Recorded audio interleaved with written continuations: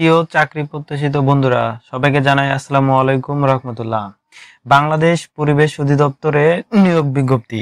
আপনারা জানেন যে বাংলাদেশ পরিবেশ অধিদপ্তরে নিয়োগ বিজ্ঞপ্তি দিয়েছে, যার হেড অফিস হচ্ছে আগারগাঁও। আর আজকে আমি এই বিষয়ে আলোচনা করব যে কিভাবে এখানে আপনি আবেদন সম্পূর্ণ করবেন। দেখেন, এখানে সম্পূর্ণ আবেদনটি হচ্ছে 188 এই পদে বিভিন্ন লোক নিয়োগ দিবে। সর্বনিম্ন যেমন ধরেন অফিস সহায়ক। অফিস সহায়কে আপনি আবেদন করতে পারেন কোনো স্বীকৃতি বোর্ড হতে ও ন্যূনতম মাধ্যমিক সার্টিফিকেট এবং সমমানের পরীক্ষায় উত্তীর্ণ হতে হবে। তাহলে আমরা প্রথম থেকে শুরু করি। দেখেন, আমি সবগুলো আন্ডারলাইন করে দিয়েছি আপনাদের সুবিধার্থের জন্য। প্রথমেই দেখেন, পরিবেশ অধিদপ্তরের অধীনে রাজস্ব খাতে অস্থায়ী ভিত্তিতে নিম্ন শূন্য পদ সমূহ পূরণের জন্য বাংলাদেশের নাগরিকদের নিয়োগ বিজ্ঞপ্তি দিয়েছে। এখানে আপনাকে আবেদন করতে হলে অবশ্যই এই ওয়েবসাইটে গিয়ে আবেদন সম্পূর্ণ করতে হবে। আর প্রথমেই দেওয়া আছে হিসাব রক্ষক। 13টি পদে হিসাব রক্ষক নিবে।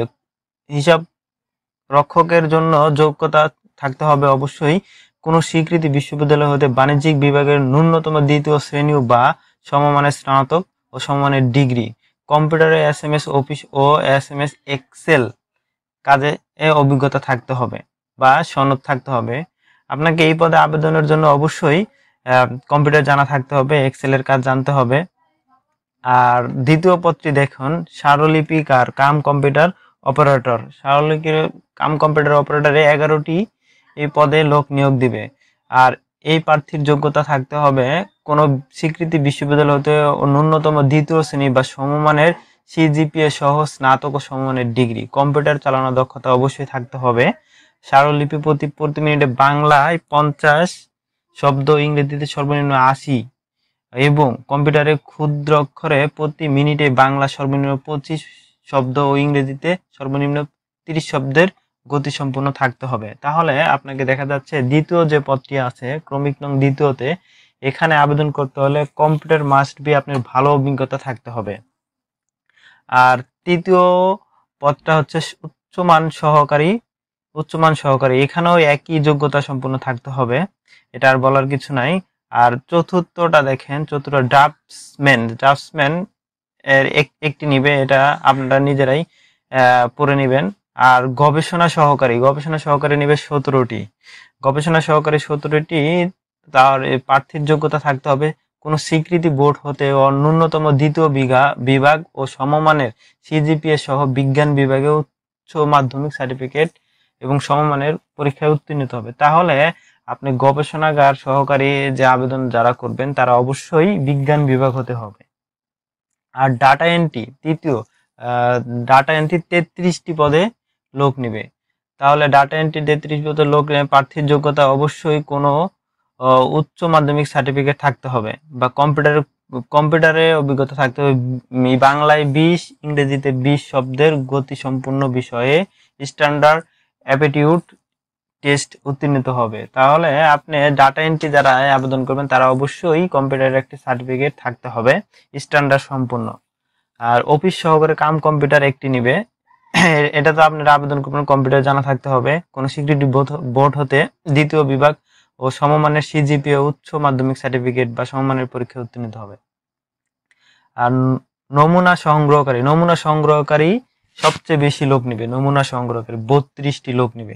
কোন স্বীকৃতি বোর্ড হতে দ্বিতীয় বিভাগ ও সমমানের CGPA সহ বিজ্ঞান বিভাগে উত্তীর্ণ হতে হবে বা সার্টিফিকেট থাকতে হবে। তাহলে নমুনা সংগ্রহকারী যারা আবেদন করবেন তারা অবশ্যই আপনাকে বিজ্ঞান বিভাগ থেকে উচ্চ মাধ্যমিক সার্টিফিকেট সমমানের পরীক্ষায় উত্তীর্ণ হবে। আর লাইব্রেরি সহকারী একজন নিবে। আর কেশিয়ার 10 নাম্বার আছে, কেশিয়ার 10 নাম্বারে যারা আবেদন করবেন 3টি পদে লোক নেবেন। আর যারা আবেদন করবেন তাদের শিক্ষাগত যোগ্যতা থাকতে হবে কোনো স্বীকৃতি বোর্ড হতে দ্বিতীয় বিভাগ ও সমমানের CGPA সহ বাণিজ্য বিভাগ মাধ্যমিক সার্টিফিকেট উত্তীর্ণ হবে। তাহলে এই 10 নাম্বার যারা আবেদন করবেন 3টি পদে, তাদের অবশ্যই বাণিজ্য বিভাগ থেকে পাস করতে হবে। কম্পিউটারে MS অফিস ও এক্সেলের কাজ জানা থাকতে হবে। মানে কম্পিউটারে অভিজ্ঞতা থাকতে হবে আপনাকে এই পদে আবেদন করার জন্য। ক্যাশিয়ারে স্টোর কিপার নিবে 5টি, আর গাড়ি চালক নেবেন 1টি, প্রসেসর সার্ভার নেবেন 2টি। প্রসেসর সার্ভারটি অনেক ক্রিটিক্যালি কাজ, যেহেতু তারপরও এখানে যোগ্যতা সম্পন্ন লোকই আবেদন করতে পারবেন। ক্যাশ সরকার 1টি নেবে। ক্যাশ সরকারে যারা আবেদন করবে কোনো স্বীকৃতি বোর্ড হতে ন্যূনতম মাধ্যমিক সার্টিফিকেট থাকতে হবে। বেতন স্কেল প্রায় সবগুলোরই সমান, এদিক সেদিক অল্প একটু। ল্যাব অ্যাটেন্ডেন্ট 16টি নেবে। ল্যাব অ্যাটেন্ডেন্ট নেবে 16টি। কোনো স্বীকৃতি বোর্ড হতে বিজ্ঞান বিভাগে ন্যূনতম মাধ্যমিক সার্টিফিকেট বা সমমানের পরীক্ষায় উত্তীর্ণ হতে হবে। লাস্ট যে পদটা আছে এই পদটি আপনারা অসংখ্য পদে আবেদন করেছে। এবার 48টি পদে অফিস সহকারী লোক নেবে। তাহলে এই প্রার্থীর যোগ্যতা সর্বনিম্ন কোনো স্বীকৃতি বোর্ড হতে ন্যূনতম মাধ্যমিক সার্টিফিকেট ও সমানের পরীক্ষায় উত্তীর্ণ হতে হবে।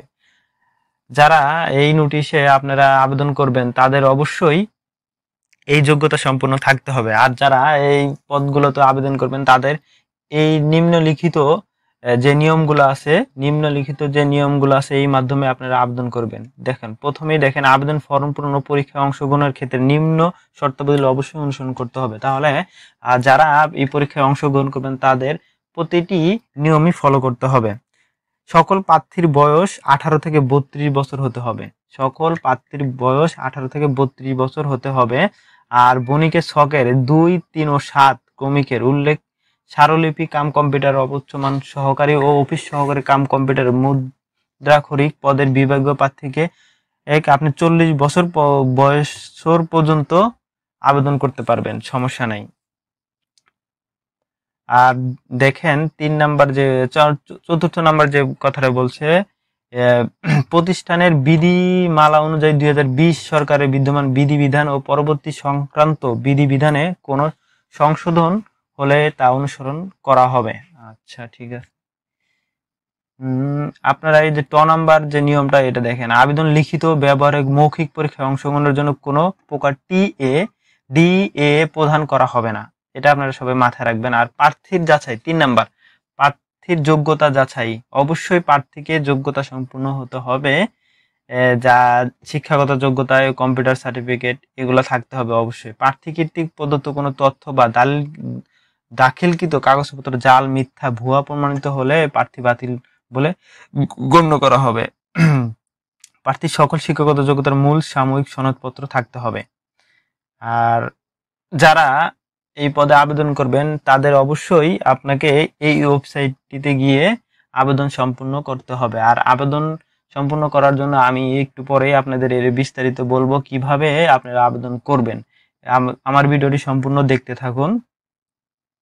প্রার্থীকে অবশ্যই আবেদন শুরুর তারিখ 30/10/2025 10টা থেকে শুরু হয়েছে, আর শেষ হবে 20/11/25 শেষ হয়ে যাবে 5টায়। তাহলে আপনারা যারা আবেদন করবেন তাদের অবশ্যই এই নিম্নলিখিত নিয়ম অনুযায়ী SMS বাবদ ফি জমা দিতে হবে। SMS যারা ফি জমা দিবেন তাদের দেখেন এই যে ক্রমিক নং 1 যারা আবেদন করবেন তাদেরকে অবশ্যই 150 টাকা, সর্বমোট 168 টাকা ফি দিতে হবে। আর যারা 2 থেকে 12 পর্যন্ত আবেদন করবেন তাদের ফি বাবদ অবশ্যই 112 টাকা দিতে হবে। আর যারা 13 থেকে 16 পর্যন্ত আবেদন করবেন তাদেরকে অবশ্যই 56 টাকা দিতে হবে। আর অবশ্যই আপনারা যারা আবেদন করবেন 72 ঘন্টার মধ্যেই পেমেন্ট করবেন, তাহলে আপনার অ্যাডমিট কার্ডটা চলে আসবে এবং আপনার আবেদন সম্পূর্ণ হবে। তো বন্ধুরা, আজকের ভিডিওতে এইটুকু ছিল। আপনারা যারা আবেদন করবেন অবশ্যই এই নিয়মগুলো ফলো করবেন। আর আবেদনের যে ওয়েবসাইটটা সেটা আমি দেখিয়ে দিচ্ছি আপনাদের। এটা হচ্ছে আবেদন ওয়েবসাইট। এখানে আপনাকে অনলাইনে আবেদন করতে হবে। প্রথমে যেতে হবে অ্যাপ্লিকেশন ফর্ম যে এটা PDF ক্লিক করতে হবে। PDF ক্লিক করে নেক্সট বাটনে ক্লিক করতে হবে। আর যারা যেসব পদে আবেদন করবেন তাদেরকে অবশ্যই এখানে সিরিয়াল দেওয়া আছে, এখানে আপনি আবেদন করুন। দেন অ্যাকাউন্টেন্ট, হিসাব রক্ষক আপনাকে আবেদন করলেন, তাহলে নেক্সট বাটনে ক্লিক করে আবার নেক্সট বাটনে ক্লিক করে নাম টাম সবকিছু আপনারা এই স্মারকলিপি সম্পূর্ণ করে আপনার আবেদন সম্পূর্ণ করবেন। তাহলেই আপনার আবেদনটি সম্পূর্ণ হবে এবং ইউজার আইডি একটি দিয়ে দিবে। ইউজার আইডির মাধ্যমে আপনি আপনার পেমেন্টটা সম্পূর্ণ করবেন, তাহলেই আপনার অ্যাডমিট কার্ড সহ আপনার পেমেন্ট সাকসেসফুল হবে। সো বন্ধুরা, ভিডিওটি ভালো লাগলে লাইক করুন, একটু শেয়ার করে দেন। ধন্যবাদ। পরের ভিডিও দেখার জন্য আমন্ত্রিত।